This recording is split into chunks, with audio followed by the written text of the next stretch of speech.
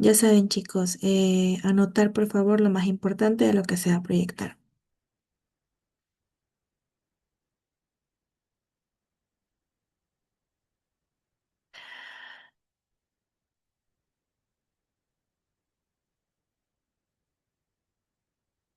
Ok, chicos, el día de hoy vamos a hablar sobre la narración oral y la narración de mitos clásicos.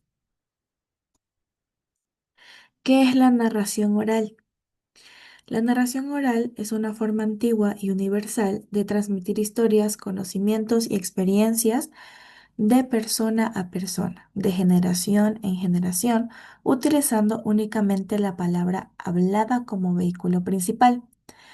Esta práctica ancestral trasciende las barreras del tiempo y la escritura, convirtiéndose en el medio más natural y directo para compartir la sabiduría colectiva de una comunidad. A través de la narración oral, las culturas han logrado preservar su identidad, valores fundamentales y tradiciones más profundas sin depender de textos escritos. Hay ejemplos cotidianos que incluyen los cuentos que nuestros abuelos nos relataban antes de dormir, las leyendas populares que se comparten en reuniones familiares o las historias tradicionales que se cuentan en celebraciones comunitarias, manteniendo viva la memoria colectiva. Tenemos las características de la narración oral, chicos. Una estudiante que me ayude leyendo el primer cuadro, por favor. Yo le sé. Listo, Imael, por favor. Expresión vocal y corporal. El narrador utiliza la modulación de voz, cambios de tono, pausas dramáticas, gestos expresivos y movimientos corporales para dar vida a los personajes y crear atmósferas envolventes que capturen completamente la atención del público. Muchas gracias, Ismael. Como segunda característica tenemos la memoria y la repetición. Se basa en técnicas mnemotécnicas, fórmulas repetitivas, estructuras rítmicas y patrones narrativos que facilitan la memorización y transmisión fiel de contenido a través del tiempo. Como tercer punto tenemos la adaptabilidad al público. La historia se modifica según la edad, intereses y contexto cultural de los oyentes. Un mismo relato puede contarse de manera simple para niños o con mayor complejidad para adultos, ajustando el lenguaje y los detalles. Un estudiante que me ayude leyendo el último cuadro de conexión emocional, por favor.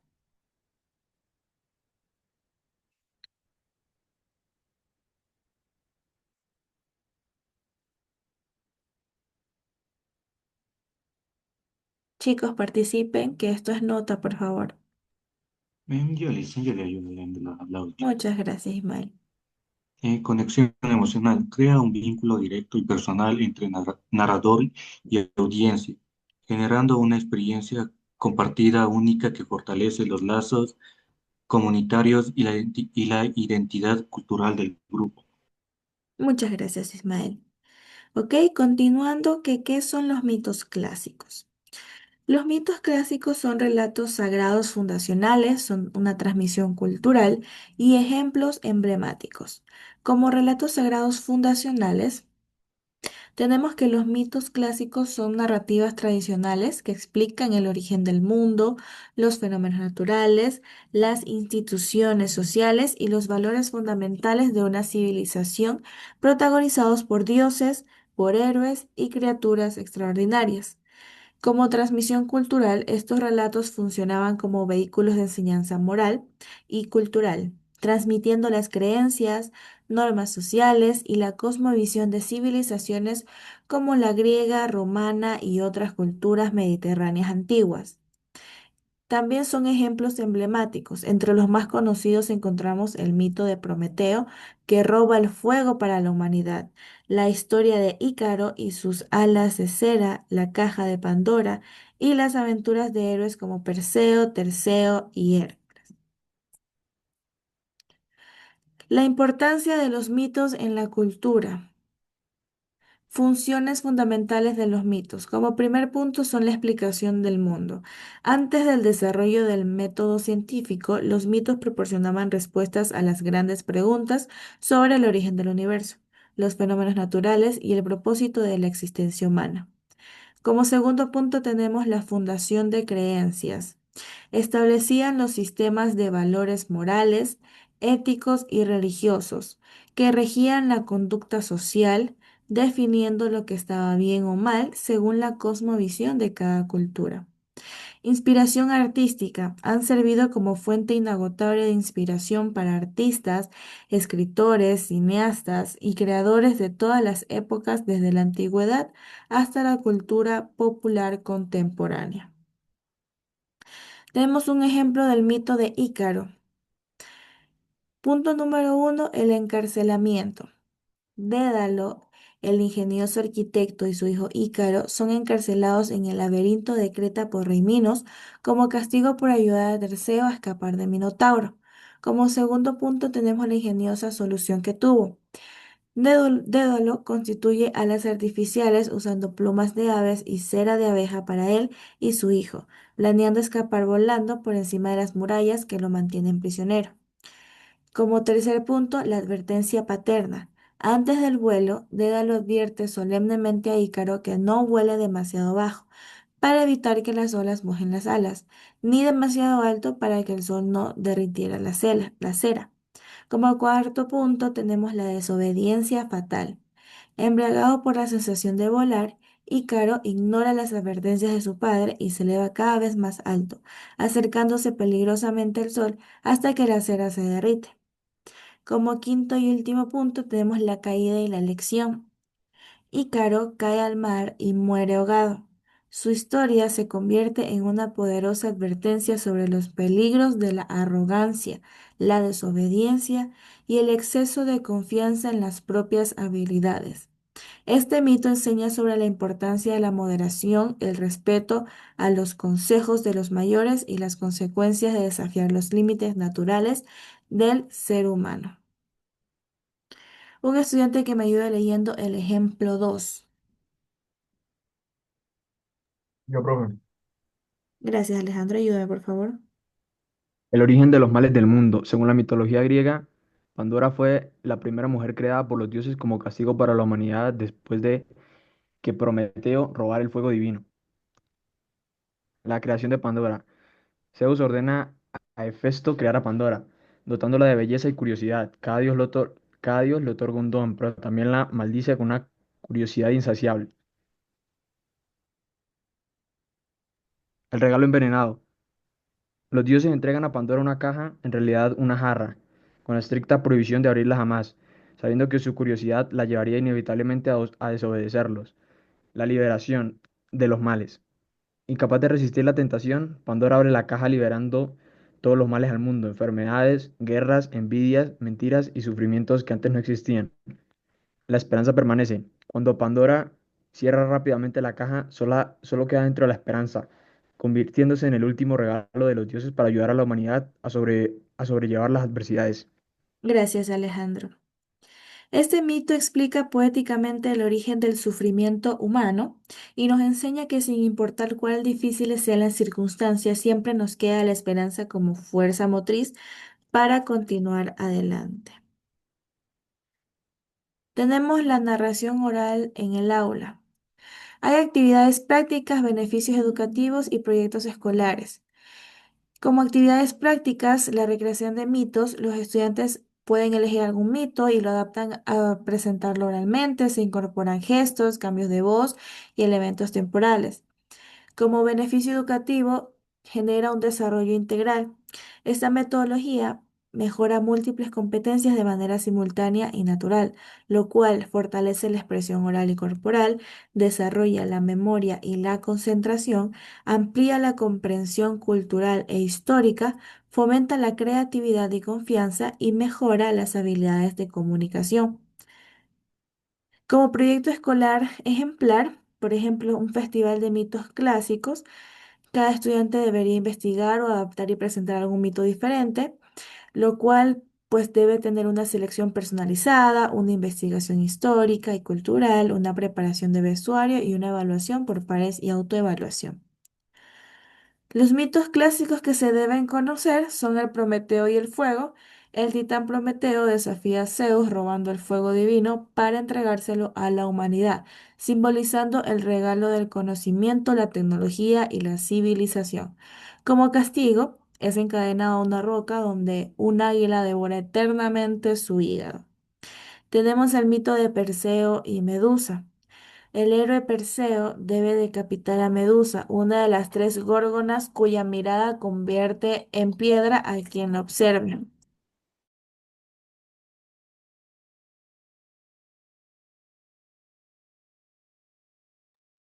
Se usa un escudo como espejo y la ayuda divina. Logra vencerla demostrando que la inteligencia supera a la fuerza bruta. Como lección, la astucia y el valor pueden vencer cualquier obstáculo. Orfeo y Eurídice. El músico Orfeo desciende al inframundo para rescatar a su amada Eurídice, muerta por una mordedura de serpiente. Su música conmueve a Hades, quien acepta devolverla con la condición de que no mire atrás hasta salir del inframundo. Como lección podemos ver que el poder del amor verdadero y la tragedia de la pérdida irreversible, ¿ok? Tenemos también la conclusión, el poder de la narración oral y los mitos. Un estudiante que me ayude leyendo, por favor, El legado eterno de las historias. Yo le sé. Gracias, Ismael. El legado eterno de las historias. La narración oral representa muchas más que una simple forma de entretenimiento, constituye el vehículo fundamental a través a través del cual las civilizaciones han transmitido su sabiduría, valores y comprensión del mundo a las generaciones futuras. Los mitos clásicos en particular nos ofrecen un espejo donde podemos reconocer los dilemas eternos de la condición humana, nuestros miedos, deseos, virtudes y defectos. Estas historias milenarias siguen razonando porque abordan preguntas universales que cada generación debe enfrentar nuevamente. La prevención cultural mantienen vivas las tradiciones que nos definen como sociedad. La enseñanza moral transmiten lecciones sobre la ética y los valores humanos. Conexión generacional crean puentes entre el pasado, presente y futuro. Ok, chicos, muchas gracias. Vamos a ver un video para, eh, para complementar la clase del tema de hoy.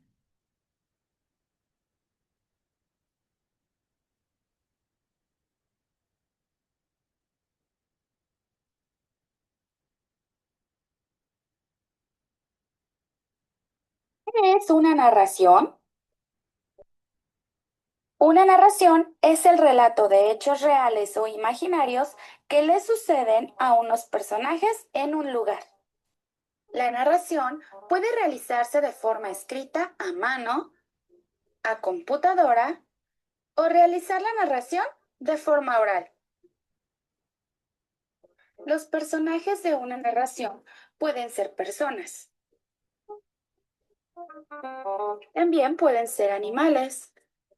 Y puedes hacer una narración de cualquier objeto, describiendo sus características. O personajes imaginarios o fantásticos, donde describes sus poderes y sus aventuras. Cuando contamos algo que nos ha sucedido, que hemos soñado, o cuando contamos un cuento, estamos haciendo una narración. Cuando la narración habla de ti y tú lo estás contando, se habla o escribe en primera persona del singular. Yo. Cuando la narración habla de ti junto con otras personas, se habla o escribe en primera persona del plural. Nosotros, nosotras. Cuando la narración no se trata de ti, se escribe o habla con los pronombres en singular. Tú, él, ella. Y si hablas de varias personas, se escribe o habla con los pronombres en plural. Ellos, ellas, ustedes. Las partes de la narración son inicio, nudo y desenlace. En el inicio se dan a conocer los personajes, el lugar y el tiempo en donde se desarrollan los hechos. En el nudo, los personajes viven una serie de aventuras o problemas, es decir, es lo más interesante. En el desenlace, los personajes resuelven los problemas y terminan las aventuras. Te doy algunos consejos para escribir narraciones. Utiliza adjetivos para hacer descripciones. Cuida que esté bien escrito, es decir, que tenga buena ortografía. Utiliza signos de puntuación correctamente y no omitas ningún detalle en tu narración. Ahora ya sabes que es una... Ok, chicos, ¿les quedó claro alguna pregunta y alguna duda sobre el tema del día de hoy? No lo sé. Listo, chicos, les voy a poner un último video sobre los mitos que estábamos estudiando en clase, ¿ok?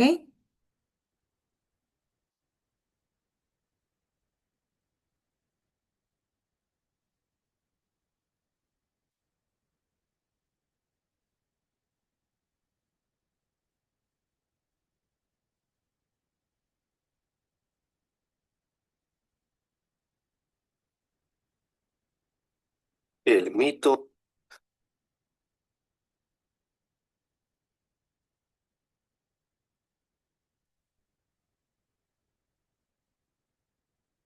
Para los testigos sobre el tema. A ver, chicos, me dicen si se escucha así.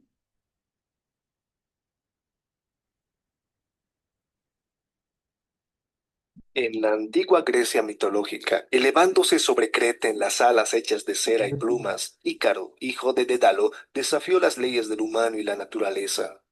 Haciendo caso omiso de las advertencias de su padre, se elevó más y más. Para los testigos sobre el terreno parecía un dios, y mientras él miraba hacia abajo desde arriba, se sentía como uno también. Pero en la antigua Grecia mitológica, la línea que separa a Dios del humano era absoluta, y el castigo para los mortales que intentaban cruzarlo era grave. Tal fue el caso de Ícaro y Dédalo.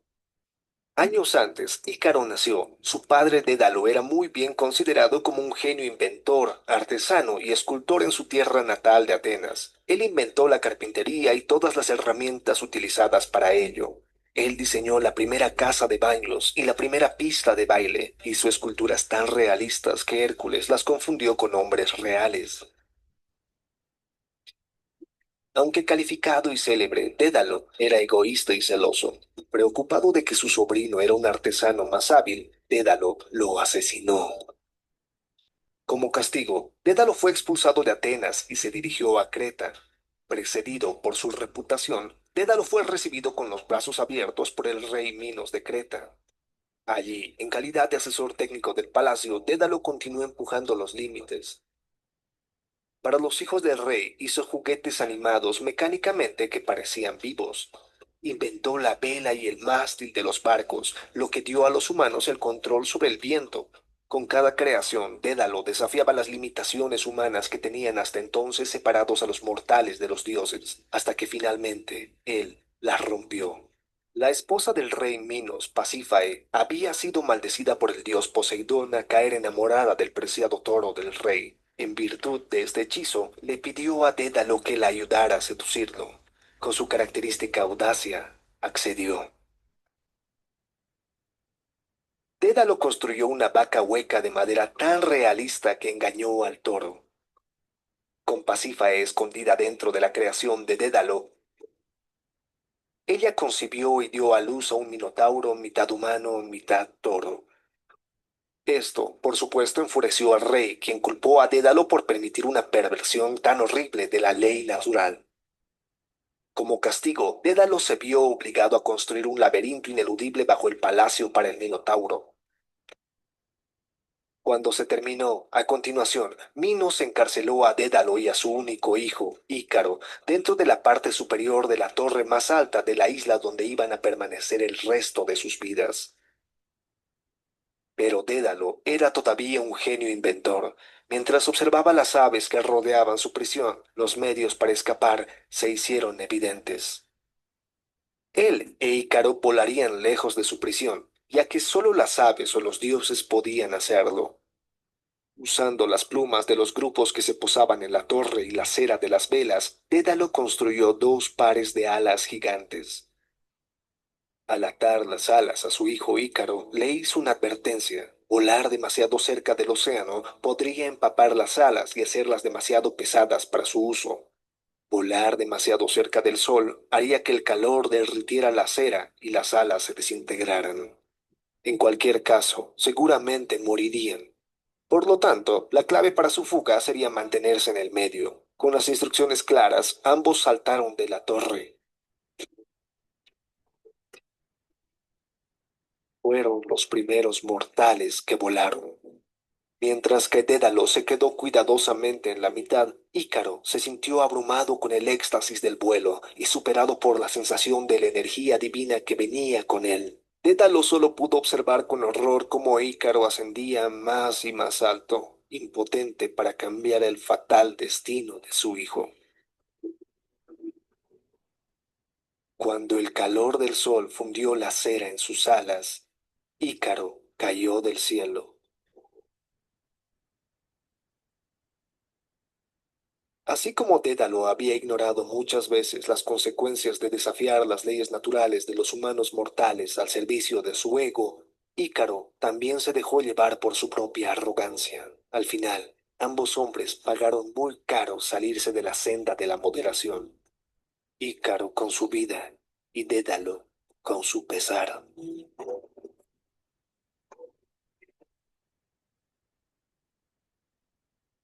Listo, chicos. ¿Alguna pregunta, alguna duda?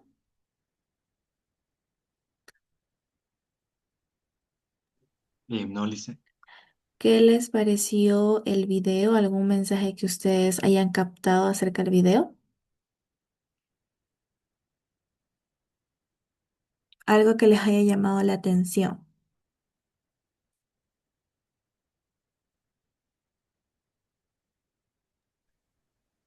Lo que me llamó la atención fue cuando de lado o de la, no sé cómo se Dédalo. pronuncia. Eh, la mujer, la mujer del rey se enamoró de su toro, del toro de un campesino, ¿cómo decir?